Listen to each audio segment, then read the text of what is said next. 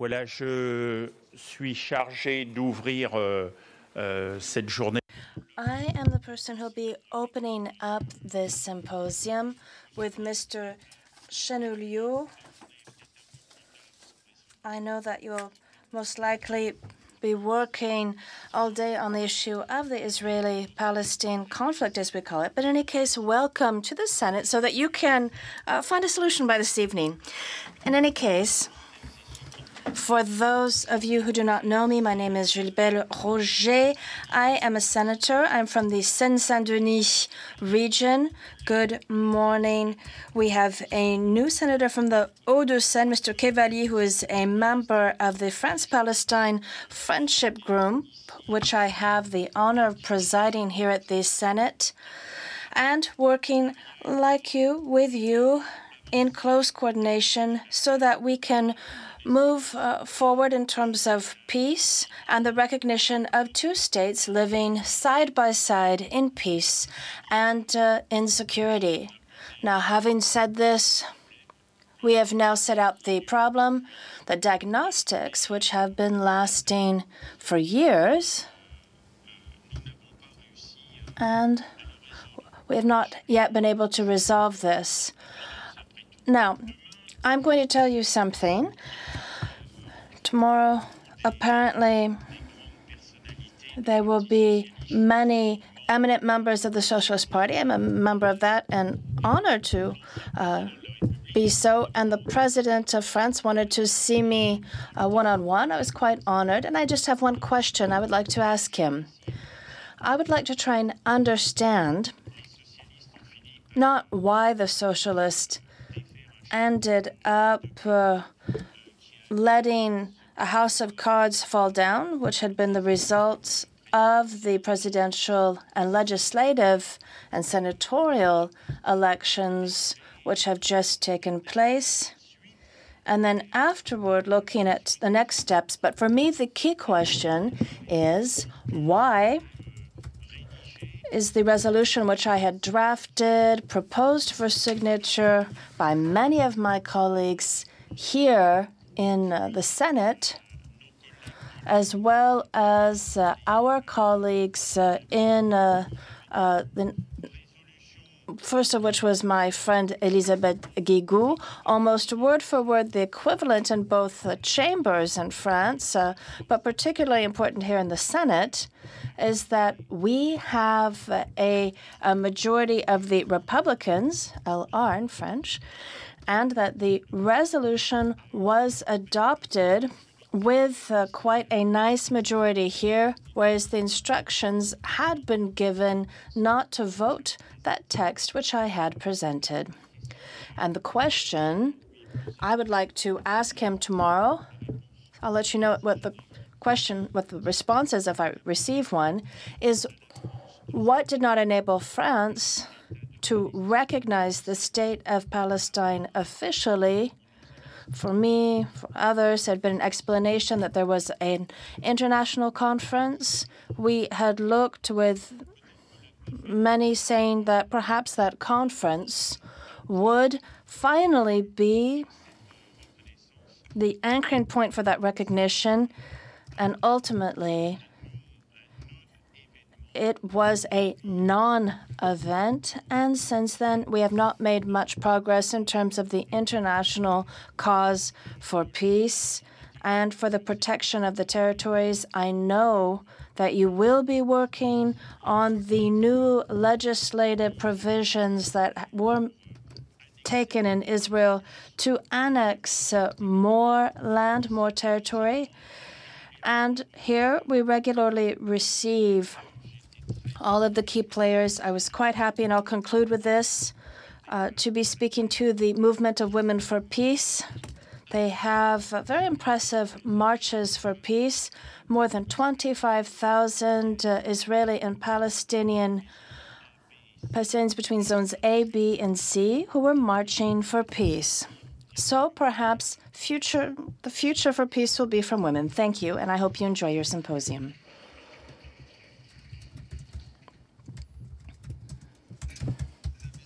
Ladies and gentlemen, it is now my honor to welcome you here. I would like to thank the Senator Gilbert Roger for his kind words. Also to thank the Senate for enabling us to have access to this venue. I'd like to thank all of the speakers, in particular those coming from so far away, from Israel and Palestine. I would like to thank you all for being here, so numerous. I'd like to thank the diplomats.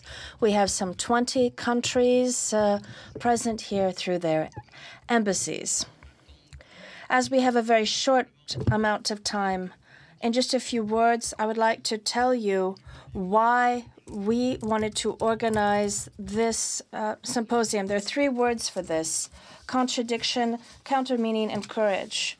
Now, contradiction, coming from the fact that we have rules of international law, in particular a fundamental principle, which is that we cannot acquire a territory through force, which is the wording of a recent resolution that was adopted by the Security Council last December. And it's not possible to acquire territories through force.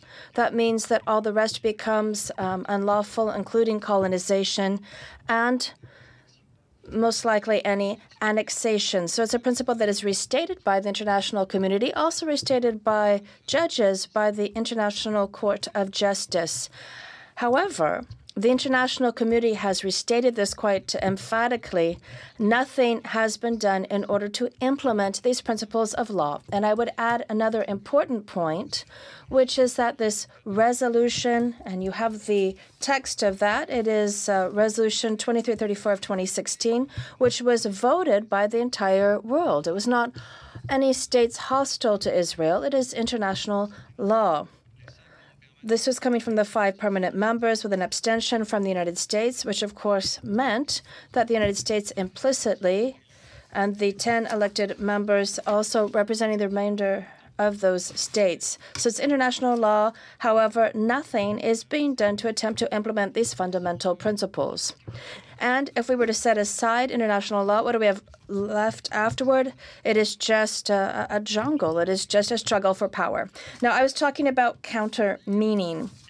Now, when we say in the Near East and Palestine that there's a status quo, or that it's not a very important when we look at what's happening in Iraq or Syria, I think that this really is a mistake that's being made for two reasons. It is because this conflict is an essential one, generating a great deal of instability, and therefore settling it, of course, would enable us to be able to settle many things, including the debate in Europe on these things, trying to imagine what the world would be if we had peace between Israel and Palestine.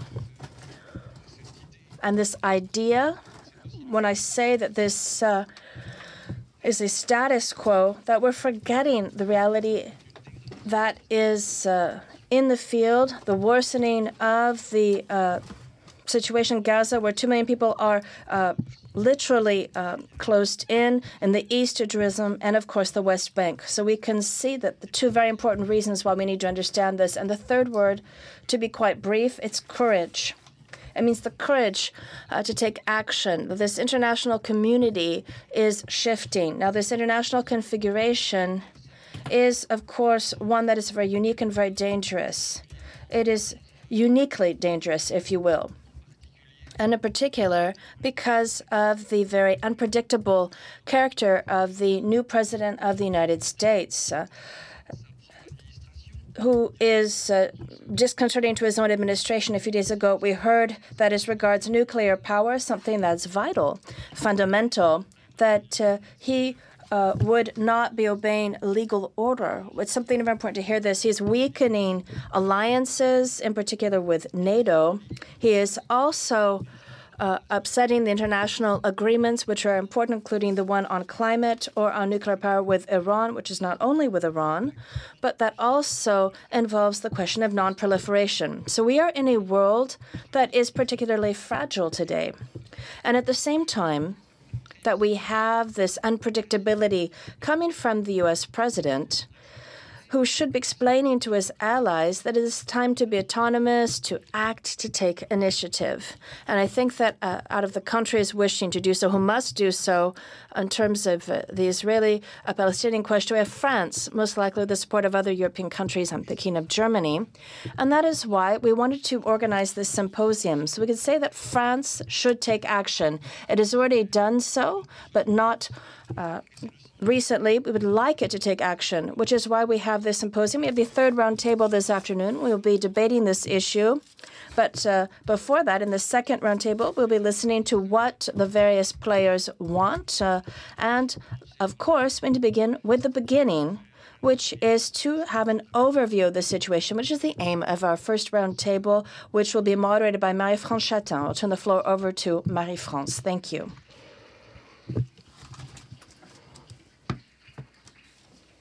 Merci Jean-Paul. Alors, commencer par le commencement, c'est effectivement. Yes, beginning with the beginning. That is what we will be doing. Now, just as a reminder to give us a bit of context for this year 2017, when we have many anniversaries, I would just like to add to the introduction that we heard from Jean-Paul Chagnollaud, first of all for the Balfour Declaration of November 1917, so 100 years ago. Of course, the partition of Palestine with the Resolution 181 of the UN, so having a Jewish and Arab state, so a very specific international regime. That was 70 years ago. And 2017, which is also the 50th anniversary of the Six-Day War, which had enabled Israel to take part of the Sinai Peninsula, so part of the Golan Heights, the West Bank, part of East Jerusalem. So these were military victories that had changed the situation. And afterward, looking at the policy that they have of setting up the settlers as well as confiscating land. Now, this is, of course, important to look at the Oslo agreements that were signed in 1993, so 24 years afterward. We still do not have a solution, and the situation is worsening day to day. We'll be seeing this, of course, and seeing that we can wonder today whether or not the very principle of a partition is something that we can still consider to be topical. We're seeing that with Professor Vidal. So we can also look at the changes in the agenda. Now, where do things stand in terms of the partition of Palestine today? As will be seen with Dominique Vidal, who will be our first speaker. We also will have Géraud de la Pradelle, who will be covering the resolution 2338, which we just heard from by Jean-Paul Chagnollaud in our introduction. Then we'll hear from Amira Haas, who is our journalist and correspondent for Haaretz, who will be taking stock of the way in which colonization is taking place, looking at the modus operandi of the Israeli authorities, how the expulsions are taking place, what is happening in terms of the settlers. And we will also have, we'll be hearing from Hagai El-Ad, who is Executive Director of B'Tselem, and Shawan Jabarin, who is the General Director of Al-Haq, who will be speaking about day-to-day life and human rights. So without any further ado, Dominique Vidal, I'll be turning the floor over to you, and I'll just come back over the organization of the roundtable. We have 2 hours together, 15 to 20 minutes for each one of these speakers. And during the roundtable, which will then be rounded out by questions from the audience, we'll be hearing from the various written questions that we'll take. You can put your questions in writing. We'll be collecting those during the day. So from our teams at iReMMO, and so this is the way that we've decided to proceed. We will have written questions. So Dominique Vidal, the floor is over to you, looking at the partition plan for Palestine today. Thank you very much, Marie-France. I'm going to try and do what I can, which is to share a bit of history with you. As you know, our symposium, as just mentioned by Marie-France, 70 years, almost day for day, 2 days off, of the adoption by the United Nations of the partition plan for Palestine. So we, at that point in time, had a partition plan between an Arab state and a Jewish state, and this had a very specific international regime. At the time, let me stress, nobody believed in the longevity of that plan. And the fact is that was never implemented.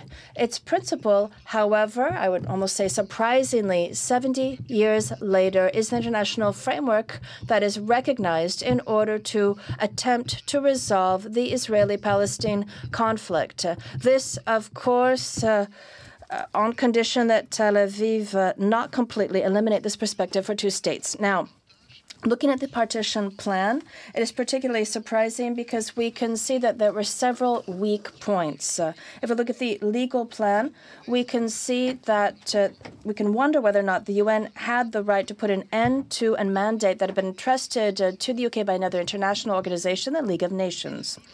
And the overriding logic behind this mandate, we often forget, involved consulting the populations.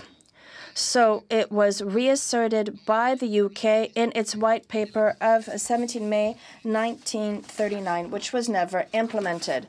So, as had been underscored, and I will not go into too much detail here, by Monique Chemillier-Gendreau, a legal expert, let me quote, "No procedure has up until now legally removed from the Palestinians the inalienable right that they held over this territory."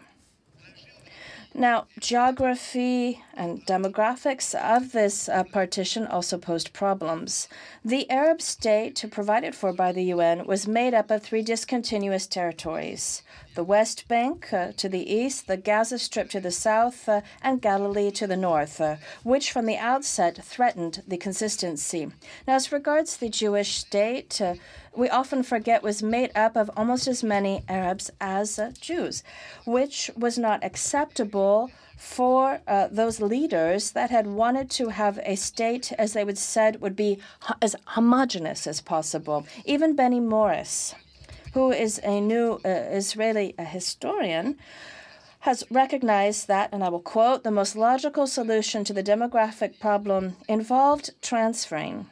It was possible to create a homogeneous Jewish state, or at least a state of which the overwhelming majority would be Jewish, by displacing or transferring all or nearly all of the Arabs of its prospective territory." And in fact, and it's Benny Morris who said this is what occurred in 1948.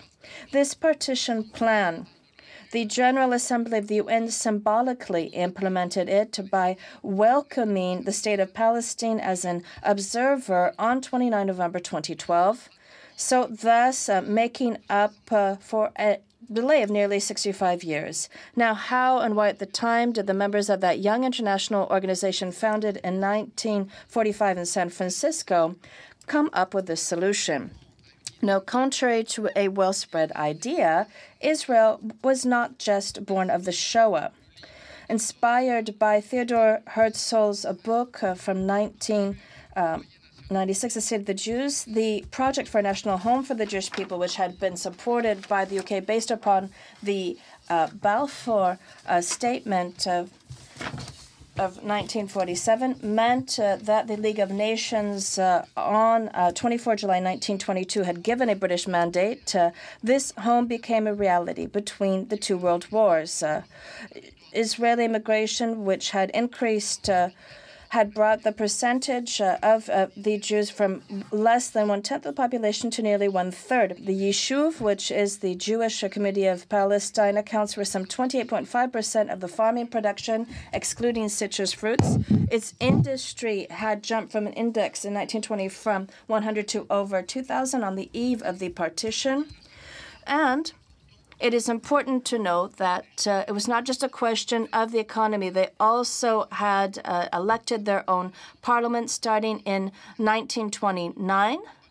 So we could see that there was a Jewish power in place. The Yishuv also had a language, Hebrew, modern Hebrew, modernized by Eliezer ben Yehuda, and in particular the beginning of an army, the Haganah, to which can be added the revisionist militia. So this national home, war and genocide are going to transform it into a state. The extermination of 6 million Jews changed the situation. In 1945, hundreds of thousands of survivals were waiting in camps for displaced persons. They cannot or did not want to return home, in particular in the East, where pogroms were also targeting some of those who came back. In the United States, where most of them wanted to move, refused to give visas. Reconstructing their lives in Palestine appeared to be the only solution for many of them, that the Zionist organizations were urging them to come to the country illegally and then legally after 14 May 1945, which is why on July 12, 1947, nearly 4,500 of them were able to go on board the Exodus, which had been taken by Haganah, that the Royal Navy accompanied to Haifa. Now,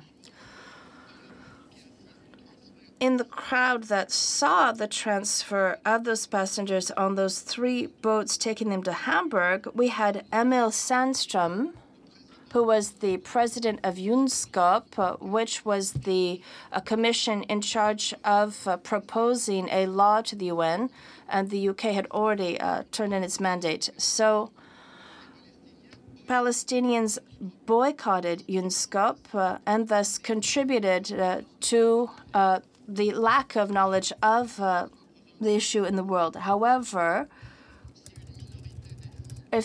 while a minority was defending a binational solution that would be Israeli and Arab, the majority wanted a Jewish state in accordance with the Biltmore Agreement in 1945. The president of the Zionist executive, David Ben-Gurion, had suggested to the UN delegates, and this quote enables us to understand many things, who wants and can guarantee that what has happened to us in Europe will not happen again?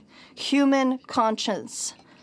Can it be free of any responsibility in the case of this disaster? There's only one way to safeguard this, which is a country and a state. And he then added, we are willing to consider the question of a Jewish state on a significant part of Palestine while reaffirming our rights over all of Palestine. So, contrary to what the revisionists of Irgun and Lehi state, the majority of the Jewish agency accepted the partition. Its leaders had anticipated an Arab refusal and knew that in the event of a war that the Jewish forces had superiority in terms of their in military, financial, political, diplomatic terms, thanks to the support of Washington and Moscow. The Americans were giving financial and diplomatic support, and the Soviets were also involved militarily. Not only did they facilitate the immigration of the Jews from the Eastern Bloc, who would be fighting in the Jewish forces in Palestine, but also via Prague, they provided large amounts of weapons. Ben-Gurion recognized it 20 years later, and here's a quote, the Czech weapons saved the country. They were the most important form of aid that we obtained. Without that, I doubt we could have survived those first few months. And let us not forget the role of Jordan. On December 17, 1947, 12 days before the UN partition plan, the young King Abdullah had promised to Golda Meir that the army would not be penetrating on the territory given to the UN to Israel, in exchange for the possibility of annexing what remained of the West Bank. This secret agreement, as we would find out later, would take place after the Israeli-Palestine War and then the Israeli-Arab War, 1947-1949. Israel was able to increase its territory by 1/3. The Arab state, however, was struggling. Amman annexed the remainder of the West Bank, and Cairo occupied the Gaza Strip. And 2/3 of the Palestinians, nearly 800,000, had to flee the country. There were only 150,000 left in Israel, and the Near East thus entered into a never-ending spiral of war, terrorism, and low development. 7 decades later, the very principle of partition, and with it the prospect of 2 states, is threatened. Since the elections of 2015, the Israeli right and extreme right, far right, have become involved in a veritable process of radicalization and a shift from colonization and annexation. And that is why Naftali Bennett, the leader of the Jewish Home Party, was able to have voted by the Knesset a law on February 6, 2017. For the time being, it has been frozen by the Supreme Court, but once it is unblocked, it could enable all or part of the West Bank to come under Israeli sovereignty, starting with Zone C. The government is also considering a law on the annexation of 5 blocks of colonies surrounding East Jerusalem. At the same time, from 2 states, we would shift to 1 single state in which the Jewish people would have all of the rights, including political, but not the Palestinians. It would therefore be a form of Israeli-style apartheid. There are very few people who, within this possible single state, are speaking out to defend the right of Arabs for full citizenship, such as the current president of the Israeli state. Let me quote this: "Applying sovereignty to a zone gives citizenship to all of those who live there," he stated. And let me quote again: "There are no different laws for Israelis and non-Israelis." Now, as regards this point, the Israeli president, however, seems to be quite isolated among his fellow citizens. A recent survey indicated that 69% of the Israeli Jews would refuse to give the right to vote to Palestinians in the event of an annexation. However, let us note that only a small third of the Israeli Jewish voters would vote in favor of annexation. A very small majority, 53%, remains attached to the solution of 2 states. And of course, this is very conditional because these are just surveys which are no more valid over there than here. The Israeli far right, in my opinion, is carrying out a threefold putsch against Benjamin Netanyahu, opposed to a solution that is so extreme and that is threatened by the very scandals in the air, but also against the Israeli opinion and against the international community, which is guilty of having restated its condemnation of the settlements with the Security Council resolution on 23 December 2016, the Conference of Paris held on January 15, 2017, which Jean-Paul Chagnollaud had just referred to. The operation of Naftali Bennett and its friends, unfortunately, has some non-negligible advantages and could obtain the green light from Donald Trump. If the American president has not yet held good to his promise to transfer the Tel Aviv embassy to Jerusalem, he has already explicitly considered, when speaking with Benjamin Netanyahu, to abandon the prospect of 2 states. On their side, the Arab countries that are so-called moderate countries have become involved in alliance with Israel to combat Iran. And they're not the only states with which Tel Aviv has managed to be able to carry out this rapprochement. Among the successes of the most recent period, we can refer to India and several African countries. However, the rapprochement that has been initiated between Hamas and Fatah could, if it were to be confirmed, be able to offset one of the key weaknesses of the Palestinians, which is their division. So, in conclusion, we could wonder whether or not the 70th anniversary of the partition plan would not run the risk of being its swan song. Thank you, Dominique, and bravo. We would like to commend you on staying on time, and I do apologize. I wanted to be concise, and so I forgot to introduce you before, so let me do that now. Simply to state you are a journalist, a historian, and the former editor-in-chief at the Monde diplomatique. You've written many books on the Palestinian state. So this resolution by the UN of last December 23rd, a historic decision. So the resolution that had been obtained thanks to the abstention of the U.S., which denounces the Israeli settlements in the occupied territories. So a historic decision.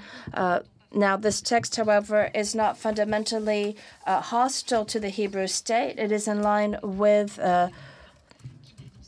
Resolution 465 of 1980. The Israelis have said no to the possibility of peace. Let's take a look at this resolution, as well as opinion of 2004 of the International Court of Justice, which had been deemed to be contrary to international law, a resolution or opinion that did not have a binding impact, although it refers to universally accepted legal principles. So, Géraud de la Pradelle, you are a legal expert. So you are an expert in the issue of Palestine. So I'll be turning the floor over to you. Merci, Madame la Présidente. Ce que je vais raconter. What I'm going to tell you is as disappointing as expected, because the resolution 2334 gives a extremely precise and accurate image, and even very ruthless idea of a legal situation, which is in no other ways complied with, and on the contrary, very conspicuously infringed upon. So the analysis of this resolution starts with the identification of, the state to which it is intended. Resolution. It is indeed concerned in a it is a resolution which is there to define the behavior that ought to be followed in occupied territory since 1977. It's what is expressly said in the resolution. But the Palestinian Authority is already concerned. If you have the text of the resolution, you see that there is a small passage where it is said that the security forces of the authorities have to continue efficient operations to prevent all people who carry out terrorist activity to not do so, and to disarm those people. So we've got to add, and I've got to add that the member states of the United Nations are concerned as well by the resolution, not only generally speaking, because this resolution is done on their behalf, but also they are concerned because in one paragraph of this resolution, it is requested by all states to make a differentiation or distinction between the territory of the State of Israel and the occupied territories since 1967. And it is in that framework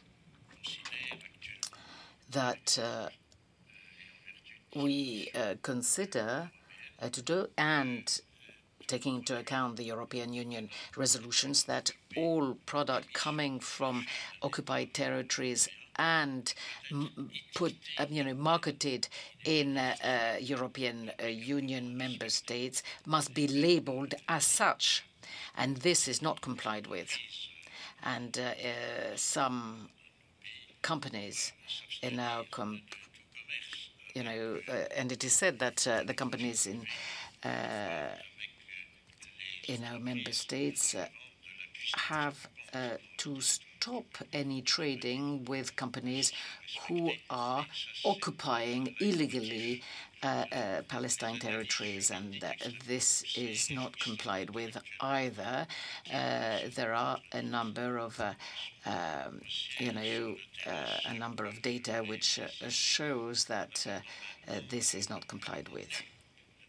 Now I'm going to look at the content of resolution. You've got to understand that in that contents there is nothing particularly new except for a number of omissions. For instance, there is no right of return for Palestine refugees mentioned when it was actually guaranteed by a previous resolution. But we can consider that apart from a few omissions of that type, this resolution brings together what has been stated by the Council of Security, the Security Council, but which was enshrined in different texts. What is new is the fact that all these texts and resolutions were brought together into one single resolution, and it groups together everything which was stated, especially before 1967. But it also, what is new is the style of the resolution, which is particularly accurate and developed. And but yet, there are a number of ambiguities that I will underline and which are well known. So there are three main texts, three main themes in this resolution. First of all, there is, all the principles which must be complied with and which are based on the Fourth Geneva Convention. Then you have a series of observations concerning the modalities of the Israeli occupation, which does not comply with the principle laid down in the Geneva Convention. And there is a conclusion which concerns the two-state solution based on the territory staked out by the 1967 limits. Voyons d'abord quelques mots sur la Convention de Genève. La Convention de Genève. A few words on the Geneva Convention of 1949. It is quoted at the beginning of the resolution, just after the idea that any acquisition by force of a territory is not admissible. And then the Geneva Convention is quoted, and there are a number of consequences which are drawn from that quotation.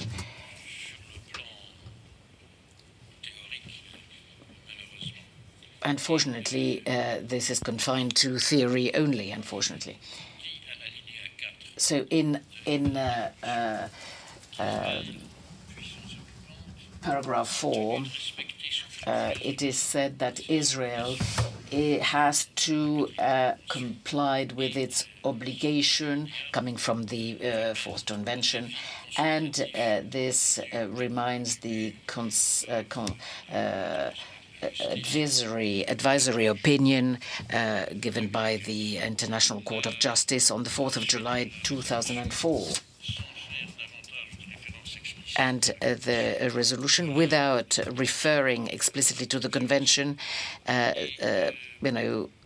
says that there is a violation of these obligations. And this lack of quotation has causes legal problems. For instance, the transfer of Palestinian civilians to Israeli territory, Article 49, or the transfer of Israeli settlers in occupied territories are serious offenses to the convention, and this is not said by this resolution. These are serious offenses to all the provisions in the Geneva Convention. And this concept of serious offense must be qualified as a war crime if we apply the provisions which is binding for a number of countries, including France, concerning the Rome Convention. And the resolution doesn't quote all this, but it has to be recalled. In the resolution as well, the occupation regime is described in a critical way, obviously, and underlines the fact that this occupation in reality leads to the annexation of the territories. And the resolution solemnly condemns, and this is exactly what it says, the presence of settlers, and also, and above all, it condemns the result of this settlers, i.e. the annexation. An annexation which not only can be forecast, but also which is carried out in Jerusalem in the 80s, which has been the subject of a number of very strong resolution of the Security Council, but also which has as a consequence, which comes from which results from the infringement of the wall, which has been denounced. And there is also the creation of settlements, which are legal or not, and these settlements are going to give rise to annexation. So we can't not quote subparagraph 5 of the resolution, where it is said that the Security Council condemns any measures which aims to change the shape of the Palestinian territories, including the expansion and creation of settlements, the confiscation of land, the destruction of houses, and the displacement of Palestinian civilians, which are a violation of international humanitarian right. And all this, and this resolution 2334 defines, at the same time as it analyzes the perverse situation on the ground, it also provides a solution which has been hackneyed for years, and which is not visible and possible on the ground. We've been describing this, i.e. the two-state solution. But in reality,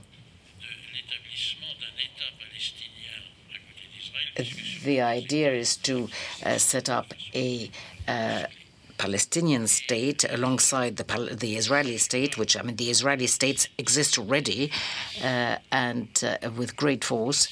And this is not a weakness. It doesn't, show weakness from the international position. It is not the recognition of a Palestinian, Palestinian state at all cost. What it is to try to foster a negotiation which could lead to the recognition of that Palestinian state based on the 1977 borders modified to adapt itself to consequences of colonization. But these requirements, the requirement of a state agreement between states would lead to recognizing the Palestinian state, but upon the discretion of the Israeli state, because the Israeli state can block the resolution of an agreement. So this is a point, I think, that deserves to be underlined. The state of Israel, as planned, would be a very surprising body, because there is no state which has not been created by such violence and against any law or settlement, even when they are in favor of that state. And then I, would like to talk about the legal scope of that resolution. Like any other resolution of the Council of Security concerning that area in the world, that resolution 2324 is not based on Chapter 7 of the Charter. I remind you that the Chapter 7 is the chapter which defines the condition in which a resolution of the Security Council is legally binding for the member states of the Organization of the United Nations. You have different types of resolution. You've got some which are just political statement, declaration to remind this or that, and you have the resolutions which per se are binding, legally binding, and for that they are based on the resolutions of Chapter 7 of the Charter, and they consider that the peace depends upon the compliance with the resolutions adopted by the Security Council. So the resolution concerning the Israeli-Palestine conflict are never based on Chapter 7. Therefore, these resolutions are not binding because even if they are stated by and solemnly stated by the Security Council, you've got to understand that. And at the same time, as you read Resolution 2320, our resolution, you can see that there are 2334. There are a number of legal principles which are contained in that resolution. But we have to observe that these principles are or can be applied to the Israeli-Palestine conflict, and this is a obligation per se. The Resolution 2334 is not legally binding under Chapter 7, but its contents is binding,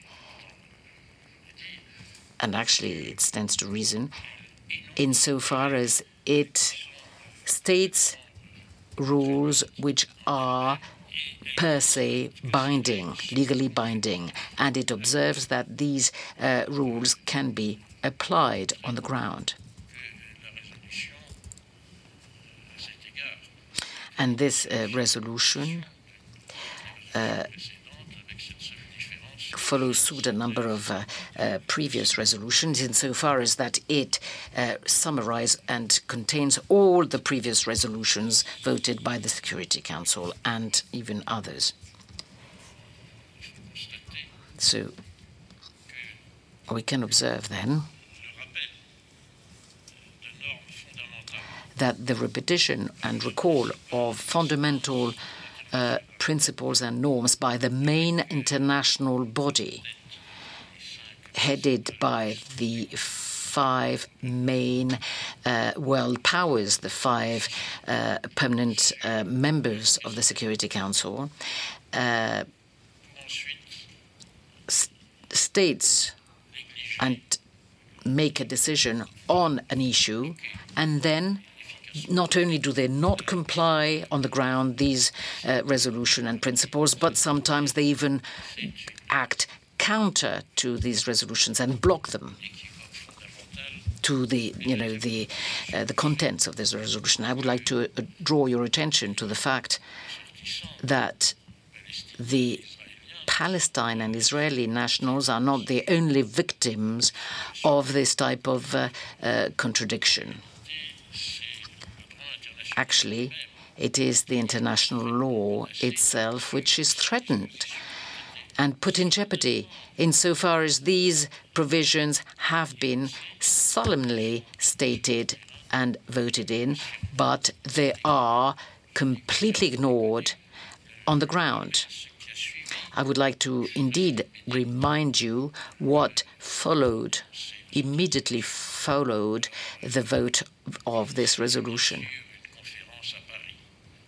i.e. a conference in Paris on the 15th of January 2017. You had, 75 representatives of states and international organizations which have adopted on that Sunday a text which actually does not add anything to the resolution, and everybody went back home with a feeling of having accomplished one's duty. But what do we observe on the ground?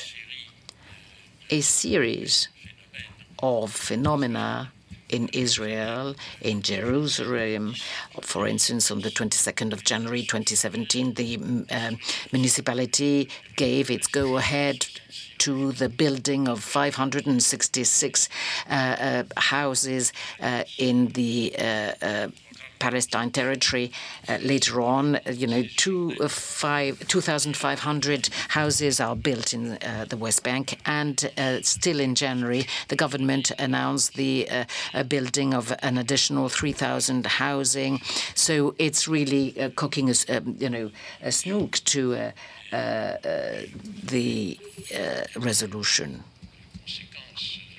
And there's a last consequence, i.e. the law of the 6th of February of 2017 that has been referred to. So I think that I've actually not complied with my speaking time. I'm sorry,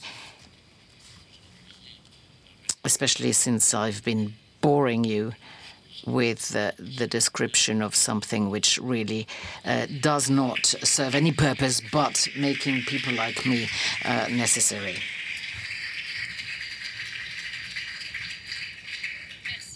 Thank you, Monsieur de la Pradelle. But you've done my work since you have introduced the discussion to come, which are going to help us talk about what's going on the ground. So transfer of settlers, occupation, annexation of territories, serious violation of provisions, destruction of land, the perverse character of the situation on the ground. I mean, what is the modus operandi? What is the role of settlers? What can we say? I'm going to give the floor to Amira Haas.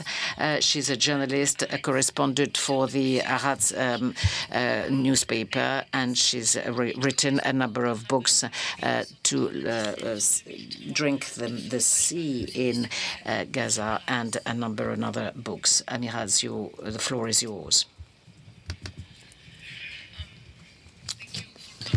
For this depressing morning, So I'll add mine, part of it. Please imagine scores of buses, more the scores than buses, even air-conditioned buses, accompanied by thousands of Israeli soldiers and carrying tens of thousands of Palestinians. And these buses, please imagine them, driving eastward towards Jordan or northward towards Lebanon. Imagine a modern transfer, a very benign one, not without killings, but a transfer, an expulsion of population, an expulsion of tens of thousands, hundreds of thousands, indigenous people of our country. A few years ago, I would not have dared even to express such a scenario, such an obscene scenario, because it is obscene to imagine this obscenity. I would not have had the audacity to even imagine it, or not even to speak about it out, or not to, at least not to speak about it out loud. Among friends, maybe. To myself, maybe, but not out loud. But there are too many.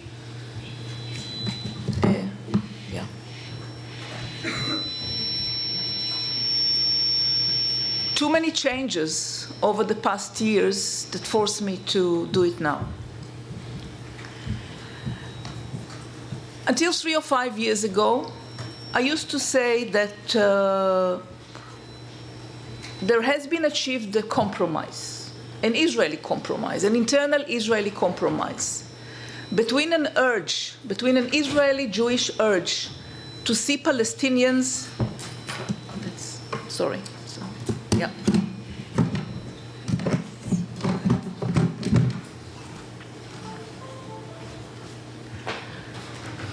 So there has been an Israeli compromise between the ancient urge to see Palestinians disappear and the realization that this is impossible now, that it is impossible to repeat 1948.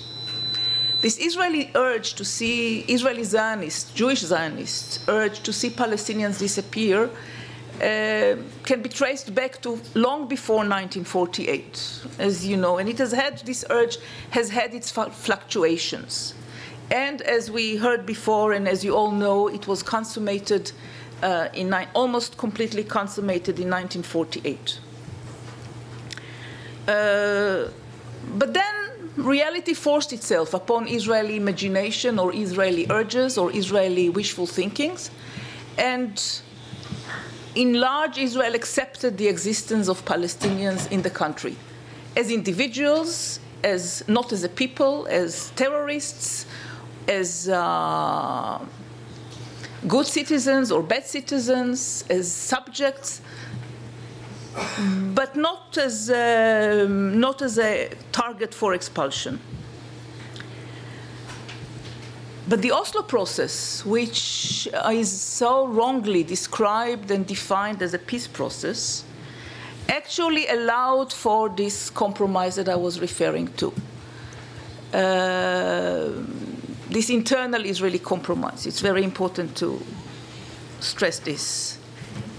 So, realizing that the geopolitical situation does not allow us to expel Palestinians, to consummate our urge to see them disappear, the compromise has been the creation of enclaves where Palestinians are concentrated.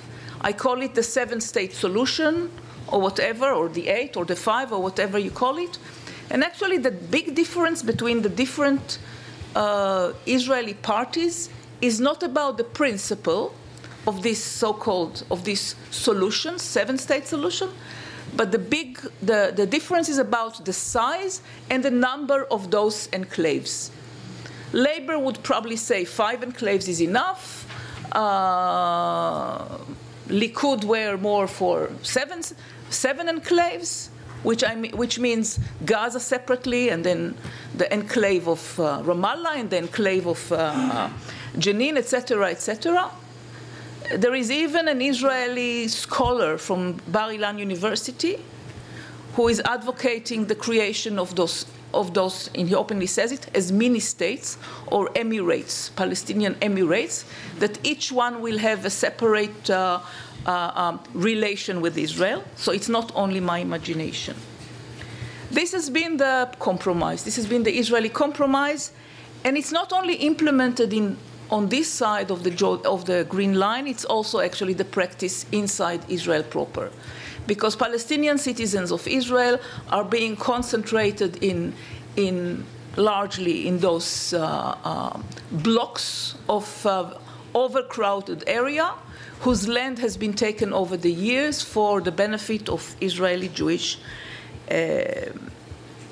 immigrants or non-immigrants, but Israeli Jewish. You look at Nazareth, you look at al-Fahim, you look at all these Palestinian towns in Israel proper, and you see that these are congested enclaves or reservations.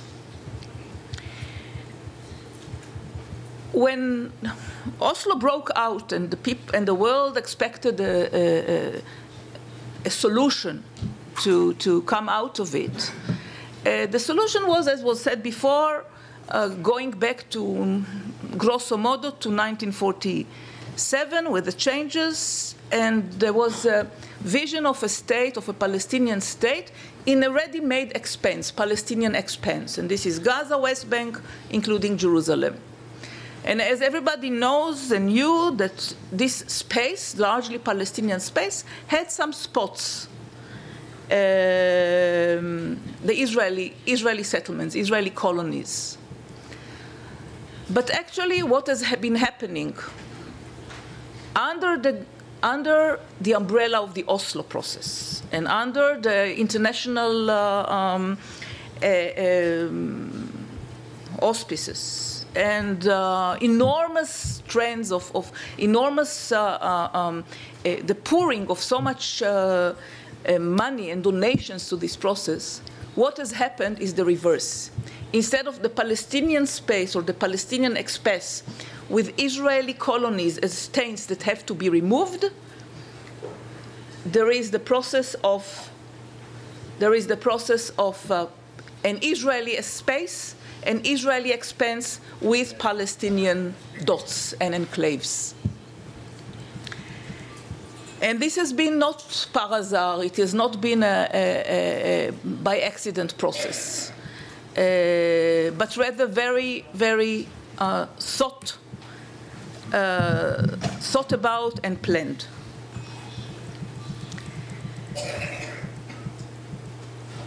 You drive in the Jordan, in the West Bank today, and in the main roads, which are connecting the Israeli, which are going through this Israeli space of the West Bank, and the road signs might mention a few Palestinian towns, but they don't mention the scores or hundreds of Palestinian villages or refugee camps. The average Israeli who drives there, and of course Palestinians and others, do not see those names of Palestinian communities. The main road that crosses through the Jordan Valley, the eastern part of the West Bank, is called after Rehavam Ze'evi, an ex-general and a politician who established a party that called openly for the transfer of Palestinians. The audacity to call this main road in the Jordan Valley, to call it after this person who called for transfer.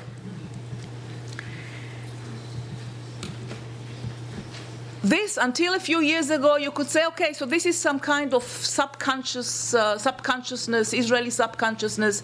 It is an error. It is a coincidence. It is not really meant.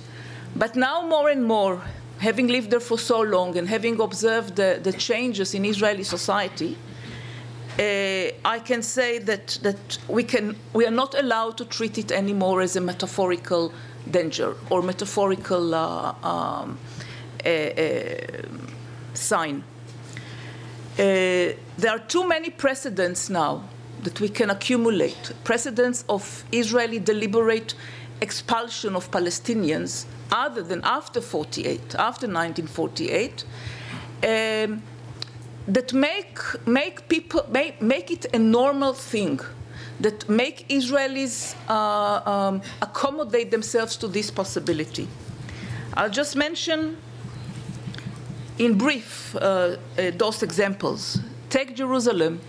Since 1967, there has been a deliberate Israeli policy of actually, since 95, again, in conjunction, in accordance, in tandem with the Oslo process, there has been a policy of transfer of Palestinians from Jerusalem, of not acknowledging them to their status of revoking from them the status of residency that they had. The status of residency that was already a scandal because they were treated as newcomers to the country while the state came to them. There are 3 villages in the Latrun enclave of the West Bank whose people were a few thousands were expelled, and their villages were destroyed. And now this enclave is seen by Israelis as a totally Israeli area. And Jews from Canada donated money to make it a nice park for hikers, for Israeli hikers. These people are not even considered to have the right to go back to their lands. More than 150,000 people were expelled from the Golan Heights. Let's not forget this. The great majority of inhabitants of the Golan Heights, which was also occupied in 1967, were expelled. Gaza. In 1967, Israel had all kinds of plans to convince the refugees there to leave. It hasn't worked. So since it hasn't worked, since 1991, Israel has made Gaza into a huge open space prison. So the disappearance is not physical. They were not been removed. They were not been removed from Gaza, but they have completely disappeared from the Israeli awareness. And Gaza is taken as an enclave that should drown, or that did drown, in the sea, as Rabin has wished. Yitzhak Rabin. There is the Area C that was also mentioned here, and it'll take me too long to describe all the techniques of expulsion that exist in Area C, and I think that many of you are aware of it. It's again Area C. This also an invention, artificial invention and division of the West Bank, and also the product of the Oslo negotiations. That it's under full Israeli civilian control, and that's why Israel does not permit Palestinians there to develop, to build, to have their new public buildings according to the new needs of a society, and right now Israel also develops very direct measures in order to remove tens of communities, mostly Bedouins, but not only, to move those tens of communities to the existing enclaves that I mentioned before.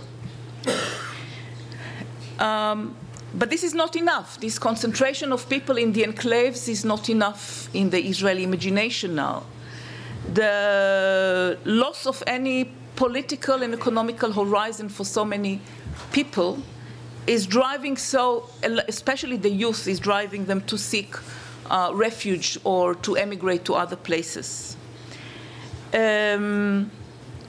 Israel has not been allowed, in contradiction to the promises under the Oslo negotiations, it does not allow thousands of Palestinians who lost their status of residency after 1967, does not allow them back. This by itself is a transfer, or redoubled transfer. Another example, spouses, non-Palestinian spouses who are married to Palestinians do not have the have to fight for their right to stay at home in the West Bank or in Jerusalem, and Israel, from every several years, Israel puts new obstacles on these families to remain together in their homes. So many are either deterred from staying in the West Bank or just leave when they get married with the children, etc. We have been protected for many years by a sense, by an Israeli sense of hypocrisy, which is a positive thing, because hypocrisy made Israel hide the intentions or be soft at some measures. Now we are in the age that we lose this hypocrisy, and we lose the shame. First of all, there are new generations. There are generations that were born after '67. They were born after 1995, after Oslo. They were born into the reality where they accept Jewish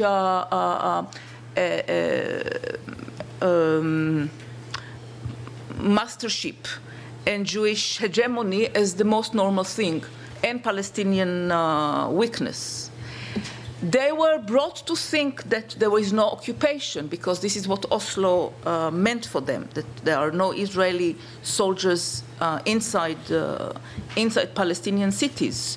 So for them, it's the Palestinians who are attacking Israel, not the Palestinian under occupation, which fight occupation.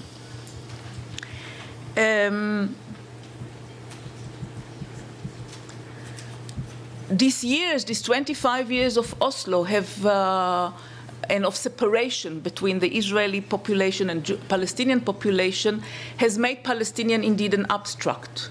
Before 95, before 94, there was mingling of Palestinians with Israelis. So they were real for both of us, both of the peoples were real for each other. Not anymore. It is easier to imagine a transfer or a disappearance of a people who is anyway disappearing and under the radar. Israeli judiciary has never been too courageous and too brave when it comes to the occupation and to the colonies, but still it was, to a certain extent, some sort of a dike, of a dam in front of more extreme suggestions among the Israeli political system. But this very weak judicial system has been under a terrible attack over the last several years, and is being weakened and deterred and more afraid than before. This will not be able. This system is not easily able. Will not easily be able to confront new thoughts of transfer. You know better than I do, there is a loss of interest in the Palestinian issue and in the occupation in the EU. There is fatigue. There is fatigue either because of the changes here in Europe. There is fatigue because of the atrocities in the Middle East that seem to some people to dwarf the enormity of Israeli oppression of Palestinians and the enormity of the Palestinian plight. So in such a reality, can we really envision Europe standing against the buses that will carry the Palestinian eastward? And there is the Palestinian political weakness. Maybe it's at its lowest point. The Palestinian political system is right now at its political, it's at an abyss of its political power. A few, and here I'll start to wrap up. A month ago, I went to listen to a conference in Jerusalem, in the Begin heritage center or something of the sort. It was called Jordan is Palestine. It is an old idea that Ariel Sharon used to advocate some 30 or 40 years ago. It has been ebbing down for years, and now some people try to revive it. It wasn't very publicized, this conference, because of course it runs against Israeli good friendship with Jordan. It highlighted an obscure Jordanian guy from the opposition who lives abroad, I think. A very obscure person. It made him like the big hero, the big new leader of Jordan. The speakers there spoke about the possibility or the necessity and the inevitability of the overthrowing of the Jordanian king, and advocating, of course, or marking that Jordan is Palestinian, and that's the right place for Palestinians, and Palestinians will be happy to get money from Israel and world Jewry or whoever, and move to Jordan. And this is the solution. The great majority of the participants there were Anglo-Saxon and settlers. It was, apart from one person, Hagai El-Ad, all spoke in English. I think that many of them don't even know Hebrew.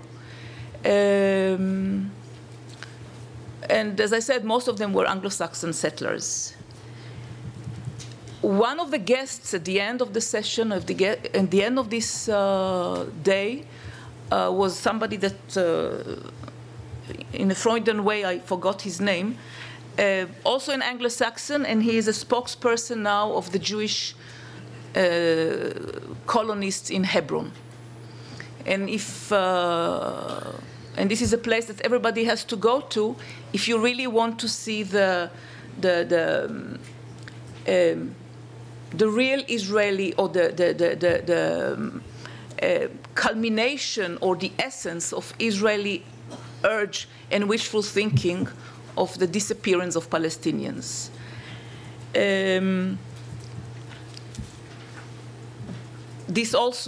This emptying of Hebron, of the center of Hebron, of its Palestinian residents and Palestinian old veteran families and merchants and children and women, has been developing again under the auspices of the Oslo negotiations. This was very symbolic of this conference, Jordan is Palestine, to bring, at the end of it, to bring the speakers. He had a big pistol at the back, and at his back, to bring him to speak.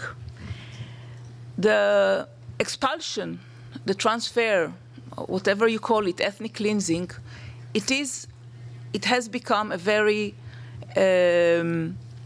concrete, a very feasible scenario. It is possible and it is a must to foil it. But in order to foil it, your government, your politicians have to acknowledge that this scenario is very deep-rooted now in Israeli politics.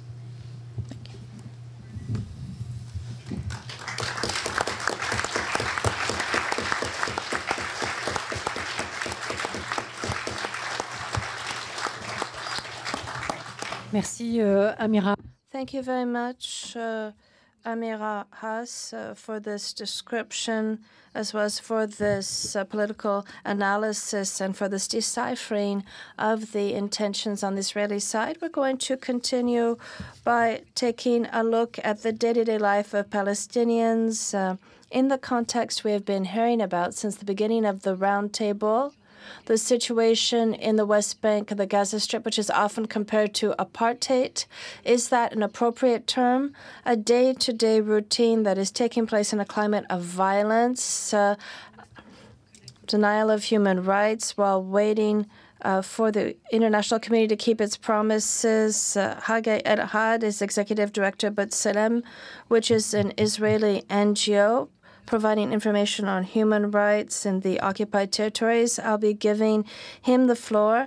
And as an introduction, Hagai El-Ad, you have prepared a short video, which I believe describes what is occurring. Hagai El-Ad.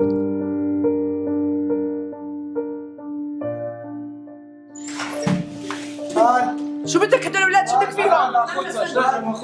هذا بيبي صغير بيبي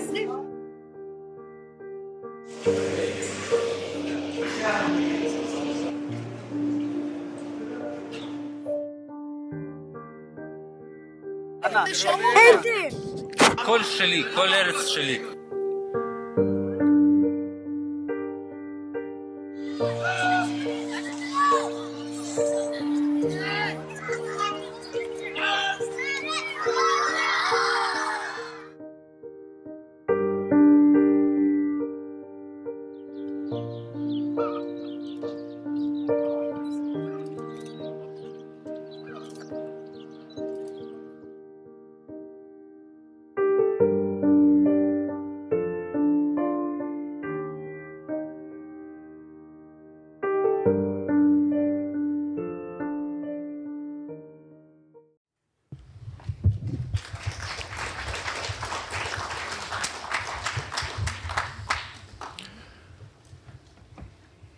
I would like to begin these remarks by invoking certain historical injustices our world has known.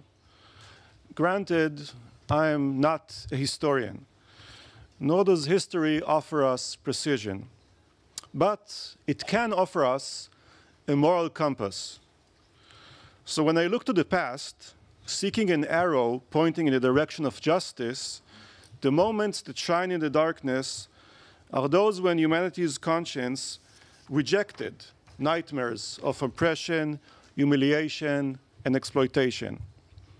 Yet, I'm here today, this morning, to address one of the great injustices of our times, the oppression, humiliation, and oppression of the Palestinian people. In short, the occupation. Granted, no historical analogy is ever perfect, but that matters little to people who have been living at the receiving end of this reality for half a century. One people living under the rule of another for 50 years is injustice. And indeed, we have ruled by military decrees for decades millions of non-citizens with no political rights. We have done and are doing all this with impunity through administrative arbitrary decisions that control almost all aspects of Palestinian life. You don't need to be an expert in international humanitarian law to recognize the inherent violence of this reality.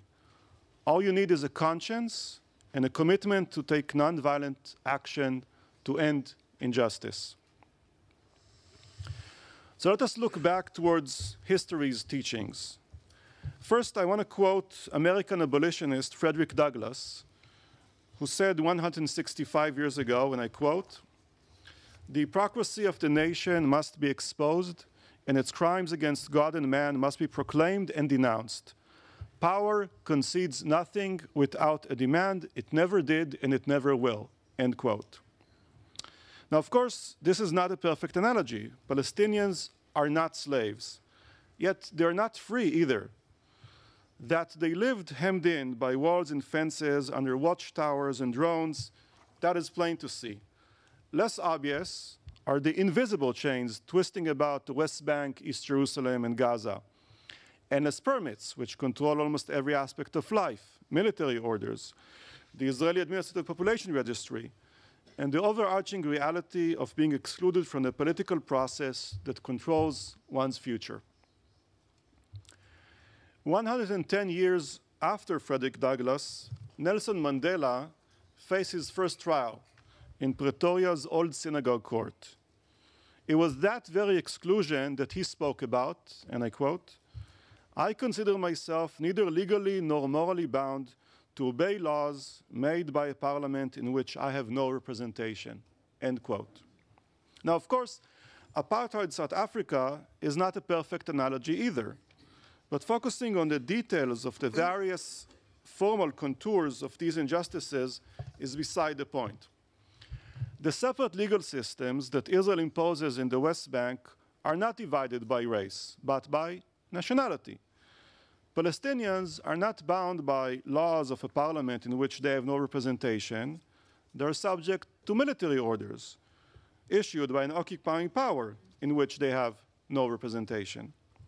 And Palestinians are not prohibited to use the same shops or toilets or benches as Israelis do. But entire parts of the West Bank are off limits to them unless they have the right permit. These differences are not the heart of the matter. This is about human beings' ability to lead a full life.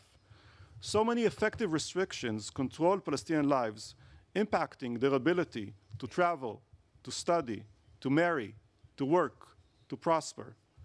Israelis, like myself, however, are free. Hence, the possibilities an individual has in life are entirely dependent not on her or his talents or desires, but on national identity, on being an occupied Palestinian non-citizen or an Israeli citizen. So the occupation isn't precisely apartheid nor slavery. And neither is it identical to a military dictatorship. Such decades in a nation's history come about when the people's army replaces the people's elected government. But in the West Bank, it is another's people's army which is acting as the government. Our army, acting on behalf of our government, elected by our people, dictating their life. And so we arrive at the present, faced with an injustice that has no exact historical equivalent. Unique in its use of the letter of the law, the occupation works tirelessly to provide a guise of legality for what Israel is doing to Palestinians. Collective punishment, demolition of Palestinian homes, Israel has due process for both. Seizing Palestinian land, you've got an option to appeal before the land is legally stolen. Impunity? Welcome to an entire military apparatus dedicated to whitewashing violations.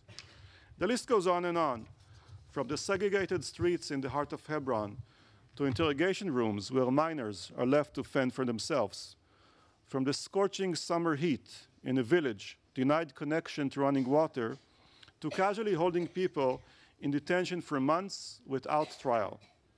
From soldiers entering the home of any Palestinian family anywhere, anytime, to bearing an unknown number of Palestinians, easily thousands, from traveling out of the West Bank. Israel has made all this legal. Its lawyers, attorneys, and judges are as complicit as the bureaucrats, ministers, and soldiers. And all this is meticulously documented. There is not much new that is left to say. For 50 years, successive Israeli governments have been steadily establishing facts on the ground to realize Israel's intention of perpetually ruling the Palestinians while somehow remaining a Western democracy in the eyes of the world. If you're in any doubt as to how far back the intention goes, I want to mention two examples. Recall how quickly Israel canceled the local Palestinian planning committees in the West Bank and took over their powers, thereby denying Palestinians the possibility to build legally and paving the way for the construction of settlements. That was back in 1971. And when did Israel amend its election law, enabling Israeli settlers to vote for the Knesset from outside Israel, yet denying that from their Palestinian neighbors? 1970. It's been a long time since 1971 or 1917, certainly since 1967. And every moment of the last 50 years, we have all lived, and too many of us have died, in violence. It permeates the air in the occupied territories, for the oppression of one people by another is, by definition, violence. It can take the form of a bureaucrat denying a permit or a soldier pulling a trigger. Either way, every single day, it is violence, and it must end. Taking global action against occupation is the nonviolent way out of this reality. Defending human rights and basic freedoms is a human responsibility anywhere, anytime. This is especially relevant to the complicated relationship between Europe and Israel, as Europe bears moral responsibility for the historical context in which my homeland, the State of Israel, was established. Indeed, Europe in particular bears moral responsibility to ensure Israel's security. But our security cannot be the basis for their oppression. In fact, their oppression is the basis for our insecurity. The declared basis for the European Union-Israel Association Agreement is, quote, the United Nations Charter, particularly the observance of human rights and democracy, end quote. Yet since 1967, the reality in the occupied territories has been one of systematic denial of human rights and democracy. With no observance, we face one glaring reality, 50 years of denial. Anyone who holds human values dear must recognize how starkly they contrast with Israel's rule over Palestinians. Rule of law and impunity share no common ground. There are no shades of gray between equality and exploitation. If action is not taken to safeguard these values, they will continue to be trampled under the rubble. Last December, as was already mentioned by a few of the previous speakers, for a moment, the world came together to protect these values by adopting Security Council Resolution 2334. The resolution reiterated the global consensus that the settlements have no legal validity and called for member states to differentiate Israel from its control over the occupied territories. Implementing Resolution 2334 is an essential first step in the right direction. The ultimate goal is to credibly present Israel with a choice: end the occupation or face the consequences of remaining in occupying non-democracy. Israel must choose one or the other. It must not be allowed to continue having it both ways. Presenting Israel with such a clear choice will help free the Palestinians and rid Israelis of the occupation.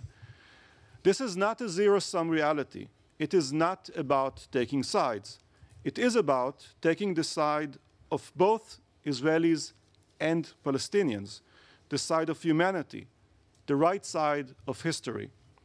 Ending the occupation is pro-Palestine, it is pro-Israel, it is justice. Unfortunately, the passage of Resolution 2334 was not yet, followed with action.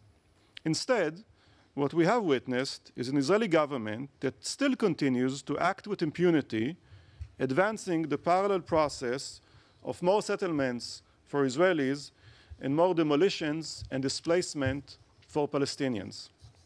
And Israeli ministers are recently speaking openly about a sense of green light from Washington, D.C. to move ahead against both Palestinians as well as against Israeli human rights organizations. Is there an ultimate peace deal soon to be launched by President Trump? I don't know. But what I do see, month after month, is the accumulation of facts on the ground, of Israeli plans openly discussed to demolish entire Palestinian communities. If acted upon, such plans to forcibly transfer Palestinians within the occupied territory amount to war crimes. The ultimate deal may or may not arrive. Either way, 20 years of peace process, never peace, always settlements, never international action, have taught us to demand that human rights never be made second to theoretical future political outcomes. Are you seriously waiting for American leadership to end the occupation? The world has already stopped waiting for Trump on global warming. Our planet will be made great again by finally standing up for justice, taking action against the perpetual occupation, and ending it. History wished upon us that 70 years ago, France was one of the 33 nations who voted in the United Nations General Assembly on November 29, 1947, for the partition plan, a vote that till this day is at the cradle of my country's international legitimacy. I am an Israeli citizen. For the role which the international community, and France specifically, as a permanent member of the Security Council, for that role played toward the establishment of the State of Israel, I am in your debt. But 70 years later, the international community is yet to deliver on the promise of ensuring political rights and self-determination for both Israelis and Palestinians. There are a number of political futures in which all 13 million people living between the Jordan River and the Mediterranean Sea will enjoy freedom and equality, democracy, and justice.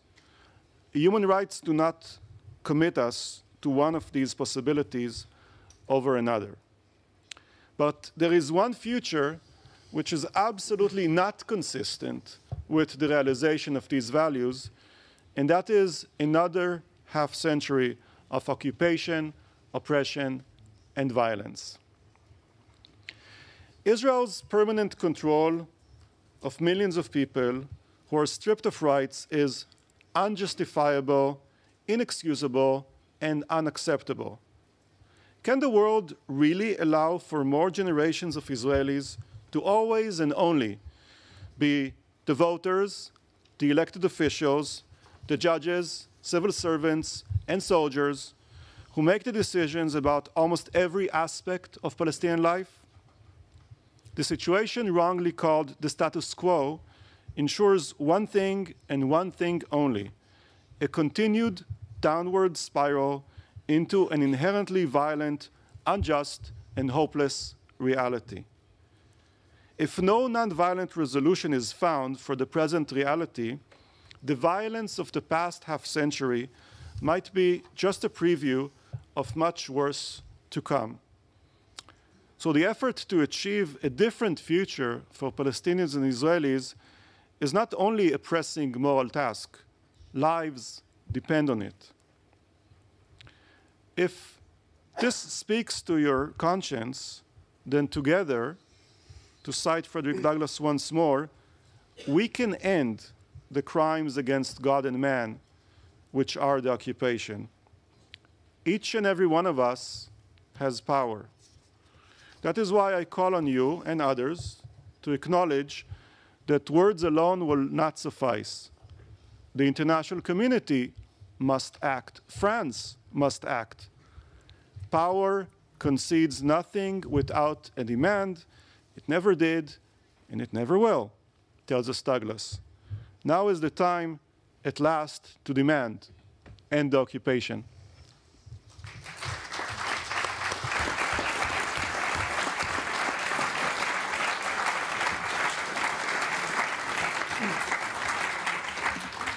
Merci Hagai El-Ad et avec Thank you, Hagai El-Ad, for this call to wake up the international community and France and the need that they have to act more directly, more effectively on these issues. I will turn the floor now over to Shawan Jabarin, who is the General Director of Al-Haq, which is a Palestinian association for the defense of human rights. Shawan Jabarin is a member of Human Rights Watch, Vice Chairman of the International Federation of Human Rights since 2013.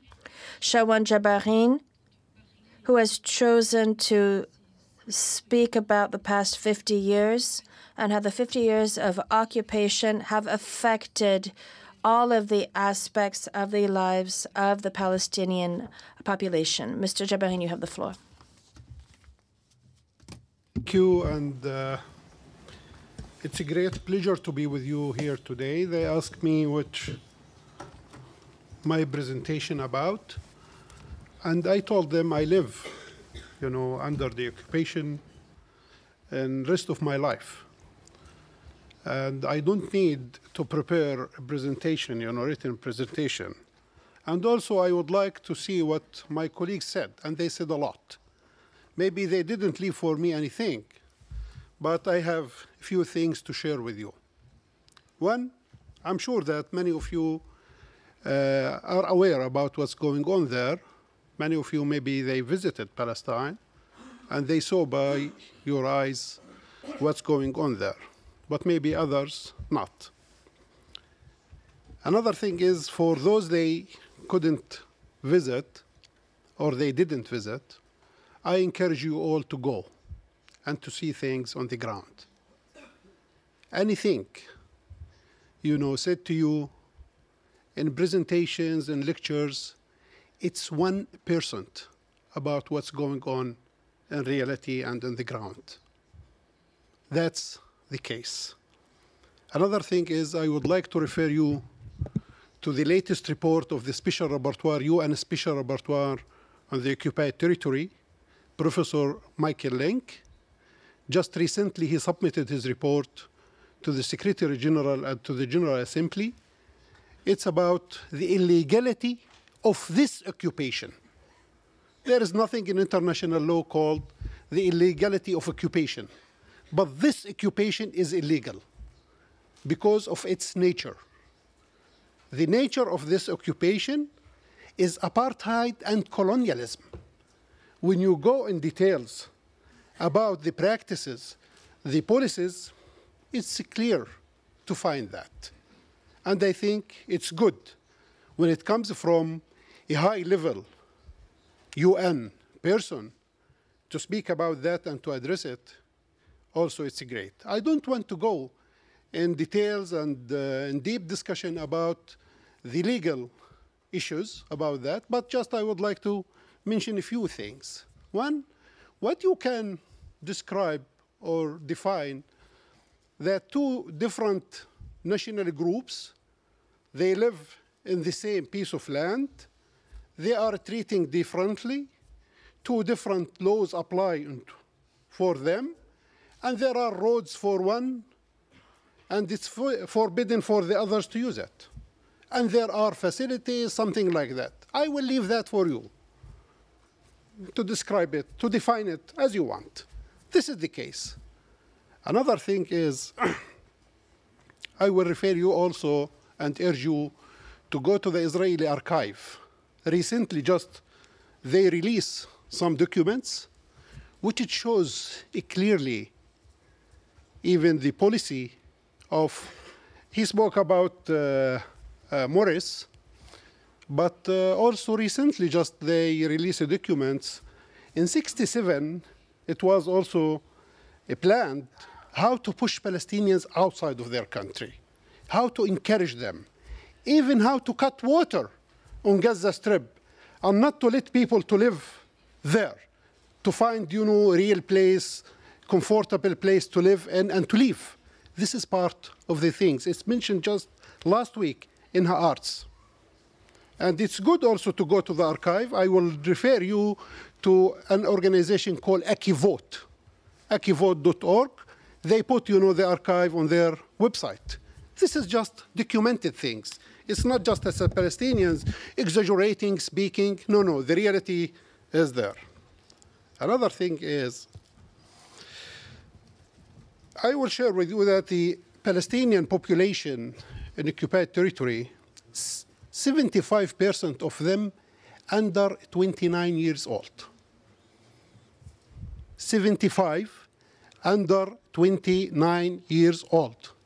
Just you can imagine this huge percentage of the population excluded, unemployment, many things. And they see, the suffering and the oppression every day, and they live in, what's their reaction will be. This is another thing.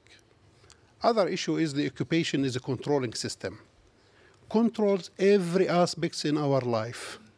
It's not just the economic aspects, the political aspects, even, the emotional aspects sometimes. I will share a small example with you. People in Jerusalem, when they want to get married with other Palestinians from Hebron or from another city, they have to address themselves 100 questions. Like, for instance, if the Israeli will let, his or her partner to live with her or with him in Jerusalem together. If they will give him or her, a permit to live. Because it's a complex, it's like impossible to get that permit. And if she or he wants to join his or her partner in Ramallah, it means the Israeli, they will revoke, her or his residency in Jerusalem. And she has no any more right to go back. This is an issue they are thinking about all the time. Just you can imagine, the Palestinians living in Jerusalem under the occupation. They have no right to take with them a box of eggs from Ramallah to Jerusalem. But the settlers, they are taking everything. They are confiscating the land, they are planting the land, and they produce things in the land, and they also sell all of these things, and you can see their cars full with that. There is something called, the Israeli customs, and you can't get, in Jerusalem with a box of eggs because of, I don't know what's the reason. That's for Palestinians. It's not for the Jews. This is the case. Another thing is, I don't want to go here, there. This is the most richest occupation in history. Everyone pays the price and the receipt of this occupation. And they are taking everything, enjoying everything. If it's a normal or ordinary occupation, the natural resources has to belongs to the people under the occupation for their benefits, for their interests, for their needs. That's the case. But what's going on there? They are taking water, land, our magnetic space, and they are profiting from that. They are taking directly around $8 billion a year. Why they want to leave the occupied territory? If I enjoy all of these things, $8 billion in our economy, I enjoy, land, I enjoy space, I enjoy tourism, why I have to leave? I think without making this occupation costly, no way. This is the code. This is the code. It's not just an ideological issue, and it's not just a political issue. Also, it's an economic issue because they are profiting and benefiting from their occupation. And if they are an ordinary occupation, they have to take, in their account, the population needs and interests. That's the case. But they are not paying anything for anything. And EU pay the receipt, to be honest with you. Maybe it's easy. I encourage you to continue support my people. But also in a way or another, directly or indirectly, maybe this is an easy way for the European countries to pay money instead of taking a political position or to take like political actions. That's the case. We can say, please, keep your money in your pocket for your people, for other countries, and you can help us, for instance, if you pressure Israel to let us enjoy our natural resources, minerals, water, land. That's the case. This is a few things. And if we enjoy $8 billion, it's enough. For us, it's enough. It's great. We can build our society, and we will have no unemployment, young generation looking for their future now in Europe and coming to you here, for instance, applying for immigrants, that's the case. This is the case. I think all of us, and most of the politicians, all of the politicians, they know the reality. and they know what they have to do. But in the same time, there is no political will to do this. Why? Because this is Israel. This is Israel. It's not Iran. If it's Iran, they would go for that. It's Israel, supported by the, the leading country over the world, the US. And here, the history it plays. It's okay. Yeah, it's okay. But if you are friends of Israel, and real friends of Israel, and if you are a real friend, you have to tell your friend that this is correct, this is wrong, and this is right. You have not to encourage them to continue and to go in the same line of oppression, because this is also against the security, completely. For instance, the siege of Gaza. If they leave the siege, maybe tomorrow you will face a new wave of immigrants. Maybe you will face 800,000 people leaving Gaza, looking for their future outside of this prison called Gaza. This is also, it affects, you have a direct interest, to intervene. You have a direct interest to take actions. I think this is one of the things. Another thing is the impunity. There is a culture of impunity, committing crimes and no one asking them. You don't hold, the criminals accountable.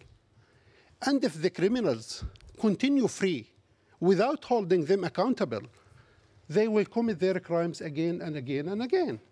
And that's the case. The other issue is everyone recognizes that the settlements is the main difficulties before peace. And it's illegal. And according to the International Criminal Court statute, it's not just illegal, it's a crime. To transfer civilian, it's a war crime. But in the same time, you let the criminals to profit and to benefit from their crimes. This is against the standards and the principles of the international law. How? When you open your market to the produce of and the products of the settlements. Why? You recognize that it's illegal. And in the same time, you open your market to export their produce, which they planted in the occupied territory. This is an issue. This is an issue, I think. I think it's a time for the banning of settlements and products to get in your market. This is legal obligation. I'm not here speaking politics. I'm speaking law. This is a legal obligation, not to let the products of the settlements to get in your market. Because of that, these days, we are looking for remedy and justice outside of the system. We have no system there to bring justice and remedy to the victims and to bring, and to hold the criminals accountable. When it comes to killing, maybe you saw Azaria, the soldier who killed the Palestinians. He got 1.5 years. It was willful killing. It was war crime. It's clear. 1.5 years. The Palestinian child throw stones, he got 2 years, 3 years. That's the case. And now all the Israeli politicians asking for amnesty for this guy. How it works. Amira, she mentioned the High Court. Could you please just tell me how this High Court, called High Court, justice, and in the same time they put their stamp to demolish the house for punitive reasons? Give me one example over the world, not just in Israel, over the world, that there is an official policy to demolish houses as a punitive reasons. This is against law. It's clear, against international law. It's a war crime, the destruction of property of people, and this is a collective punishment according to the international humanitarian law. But in the same time, Israel, they commit these crimes because they feel that no one will go after them. And lately, the US, when they closed PLO office in Washington, One of the conditions that they mentioned is to withdraw and not to submit cases to the International Criminal Court. They asked Palestinian state not to do that. Wow, what's this? If you want to close before me, the peaceful mean and the legal means, you know, to go after the criminals. And you close, you know, peaceful means and legal means to ask for justice. What do you want me to do and to use? If you don't want me to use law and international law, and international law, it's not Palestinian invention. It's not our invention, you know, the international humanitarian law and Geneva Convention, those they mentioned here. This is, I think, an issue we have to think about and to rethink about. If the situation continues, it will lead to more crimes, to more catastrophes, which we don't need, really. And if we want to work for peace, I have three suggestions. One, we have to build any peace settlement on the basis of international law. That's. Second, we have to hold the criminal accountable and not to let them enjoying more impunity. That's the case. The third one, if we do believe about the self-determination for Palestinians, we have to recognize their state. Why? Why not recognizing, you know, the state? I ask the French diplomats and the French officials and European officials and everyone. They said, you know, we try not just to give like a symbolic, you know, just decision, because even if we recognize, it doesn't mean that they will enjoy it or they will exercise it tomorrow. I said, but this is a very good message and a strong message to the Israelis, because the Israelis, they want to destruct that. They want to close the door before that. And here, when you recognize, you send a message to the Israelis that you are really mean that two-state solution, and you are behind. And let me say the self-determination, you are behind that. That's the case. I think this is part of the issues that we have to think. But I will end with two things. One, with all of this gloomy picture, we still have a hope. And we keep a hope, to be honest with you. We keep a hope. Because I do believe that a future is for justice. What's the main painful in my heart is why we have to pay this high price until we reach that moment. And we know well that there is no future for oppression. And even the oppressive regime cannot continue forever and remain forever as strong and will continue. I do believe that future is for justice, and we have to learn from the history lessons. And another thing is we have not to let history to repeat itself. This is a very, very important thing. I don't want to go in details about, you know, the life of Palestinians, how they live there, and I don't want to go about, you know, to describe what's going on now these days against the human rights organizations, against, you know, the civil society organizations, like threatened. But the Israeli, I think they have two policies. One is distributing fear.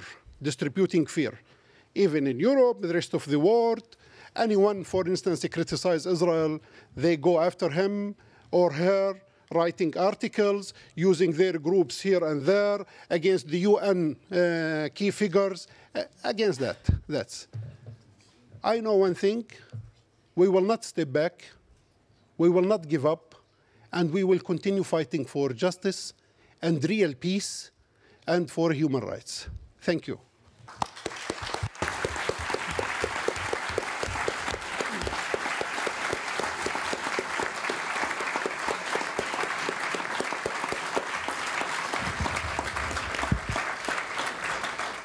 Merci, Shawan Jabarin. Alors... Thank you. Shawan Jabarin. There was a question which was for you. I'm afraid we're not going to have a lot of time to talk about that aspects of things because we've got only 15 minutes for the debate. But there was a question for you on the repression Al-Haq is suffering from the Israeli government. That was a question for you. But I mean, there are other questions as well, and I feel that I can sort of separate them into three groups. The first one, there are two questions in English that I'm going to translate. First of all, on the role of Europe. What is the role of Europe in this process, meaning to persuade Israeli Jewish that the statu quo is not the best solution for them? And another question, still in English. Some people think that if occupation continues, Israel is going to explode in the end. Do you agree with this? What do you think about that opinion? Another series of questions which are a bit more geopolitical is why is there more support by Arab countries to Palestinian? And also another question, what about this union with Saudi Arabia, Arab countries and the US and other countries? I mean, what's the purpose of all this? These are geopolitical questions. And the third question, which is very topical, is reconciliation between Fatah and Hamas facilitate the peace process? Is there a risk that Egypt withdraw as a mediator between these two factions and withdraw after last Friday attack? 10 minutes to answer all these questions. You can imagine how difficult it is to take up that challenge. Who would like to start answering? Of course, as briefly as possible. I mean, perhaps 5 minutes for each of these questions.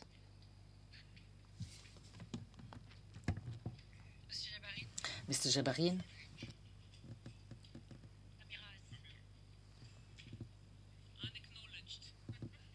Amira.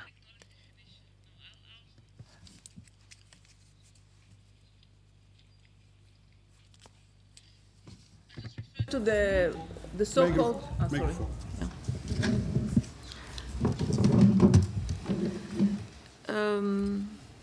The reconciliation is the wrong term because what's happening now is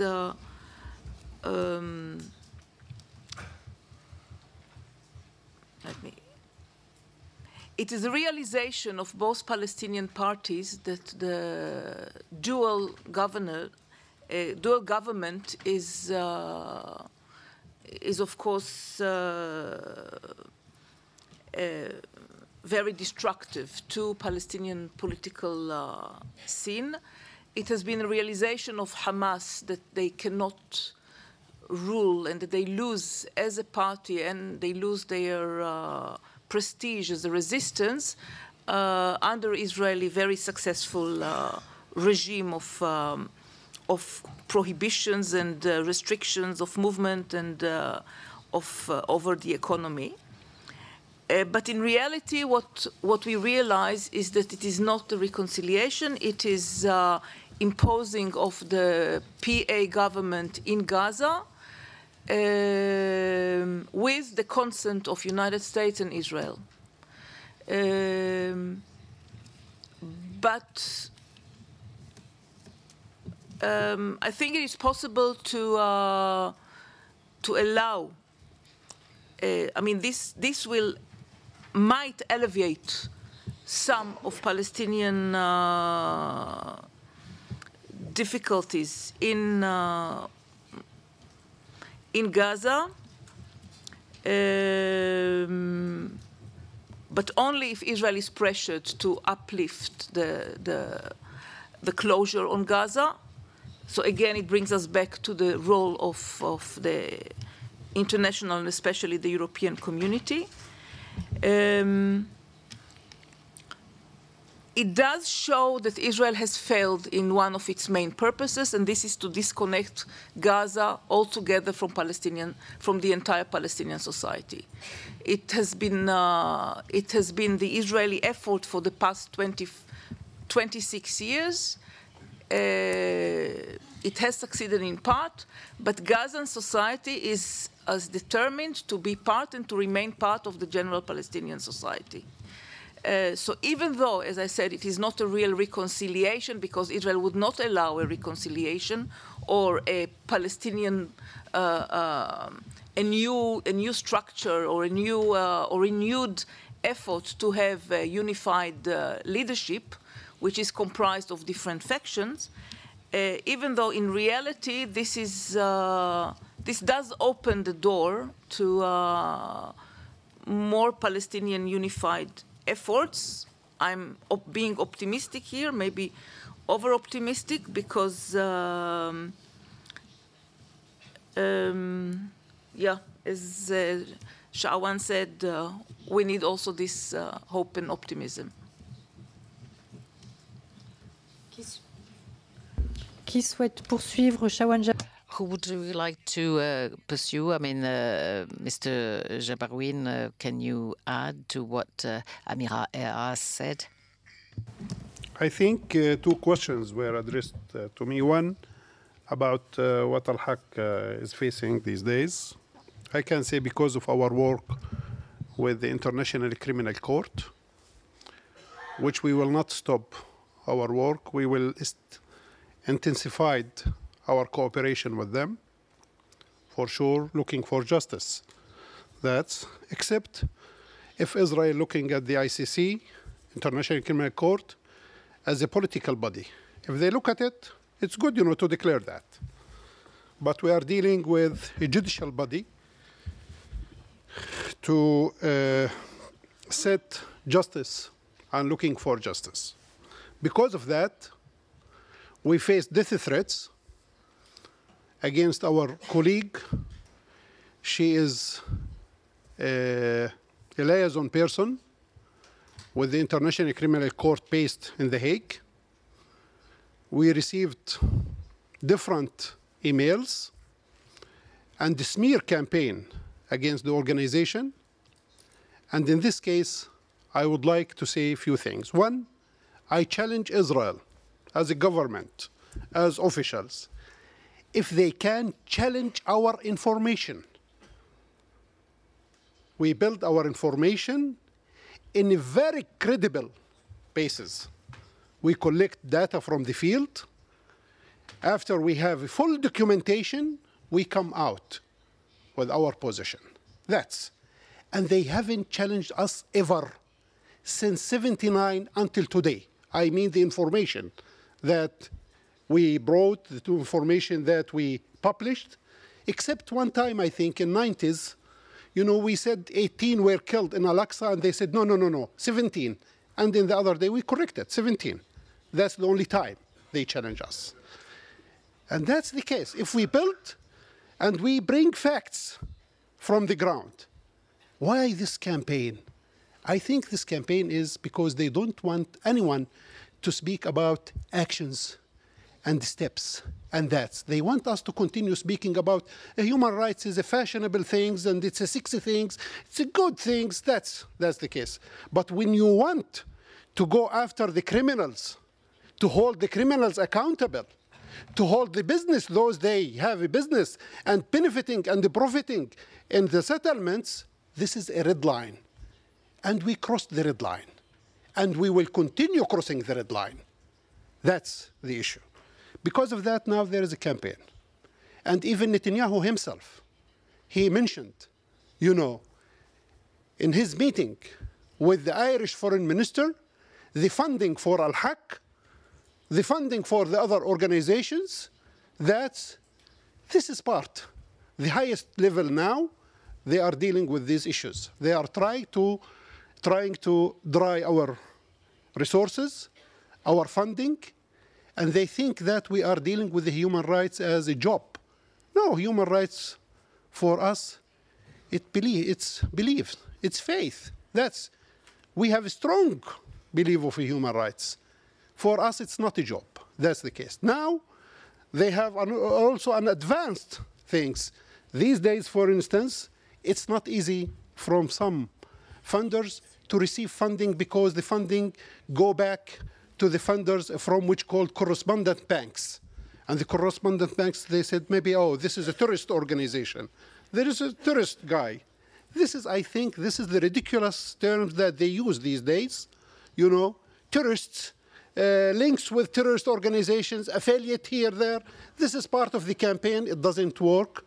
And we will not surrender and we will not give up. And the story is long. You know, you can go to our website and you will find a lot of things on our website. This is regarding Al-Haq. Regarding the reconciliation, we keep hope. And I think things moving. But there are many difficulties in the same time. Thank you.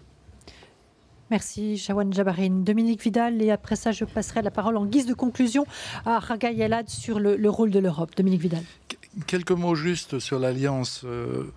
A few words on the alliance between Saudi Arabia, Israel, and the US. You've got to understand that this is a long-term process which was built little by little. It's not something which is just appearing out of a sudden.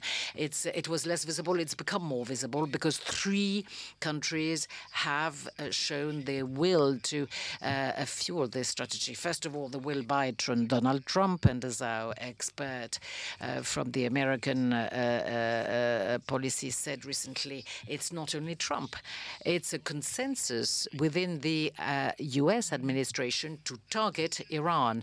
Second will is that by Mohammed bin Salman.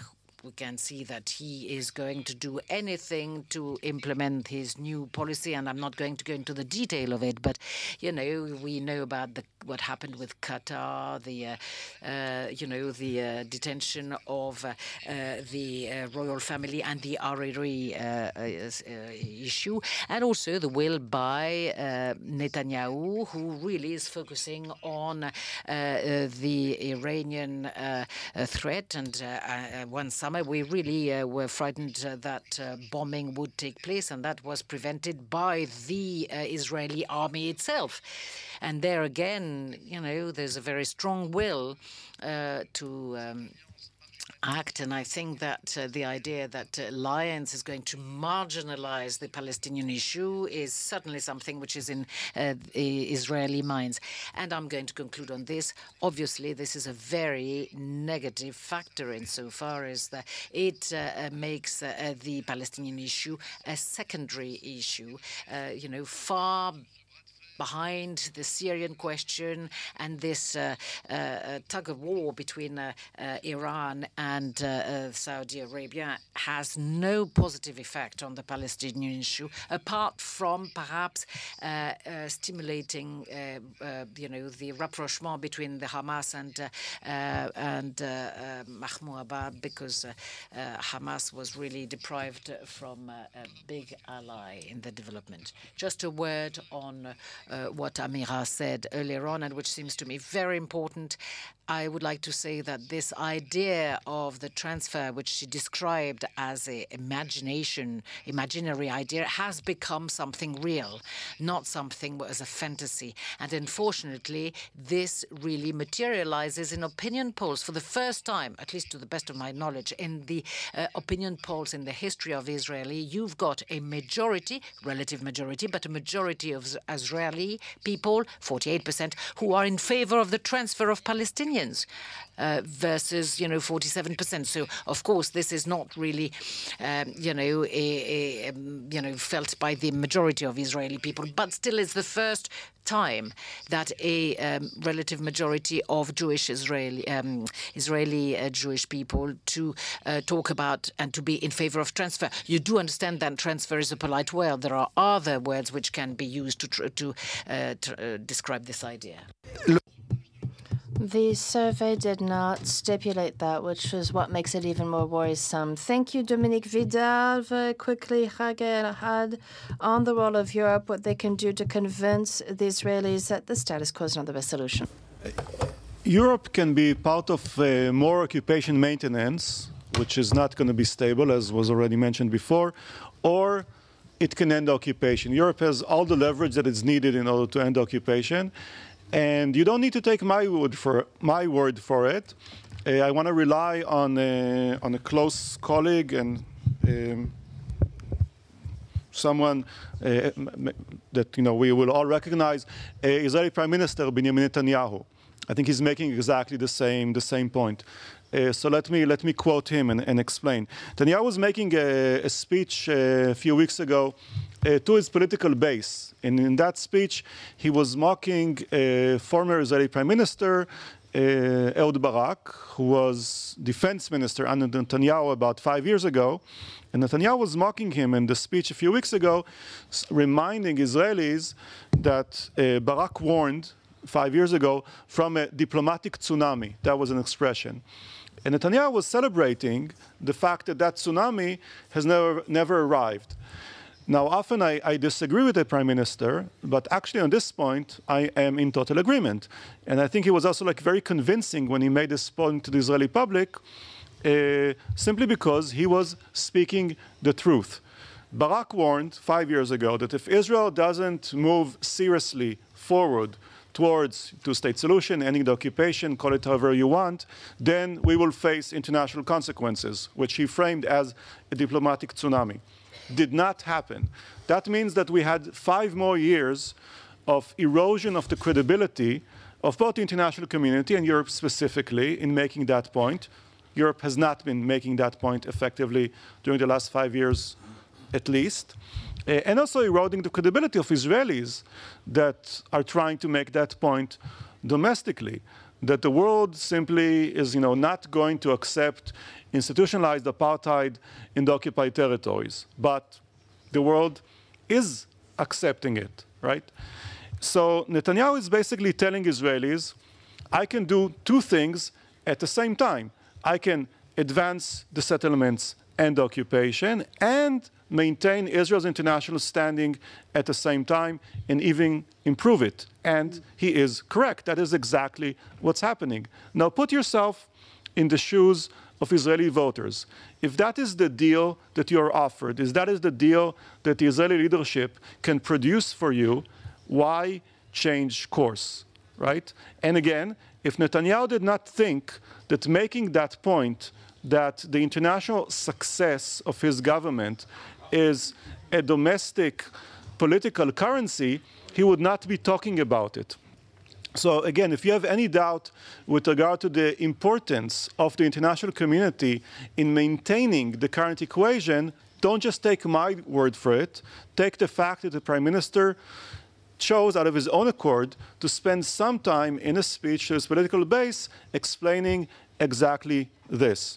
Now, of course, there is a simple way of making Netanyahu less convincing when he's making this point to the Israeli public that he can achieve both things at the same time, that we can continue to have it both ways. And the simple way to do that is by making him wrong, right? It's as simple as that. And for that, Europe needs to make a decision to finally take action, to finally change the balance of convenience in the current reality and credibly present the Israeli public with a choice. One thing or the other, perpetual occupation or being part of the Western club of democracies with all of the benefits that go with it, but not both things at the same time as we have had it for the past 50 years. Merci, Hagai El-Ad. Thank you very much, Hagai El-Ad. I think that this is a perfect conclusion to the first roundtable. I apologize for the questions we were not able to bring up or that remained unanswered for the time being. And I think that we'll be moving on to the second roundtable without any further ado, what the actors want. And we hope that we'll be able to provide some answers to the questions that unfortunately we were not able to include. Thank you.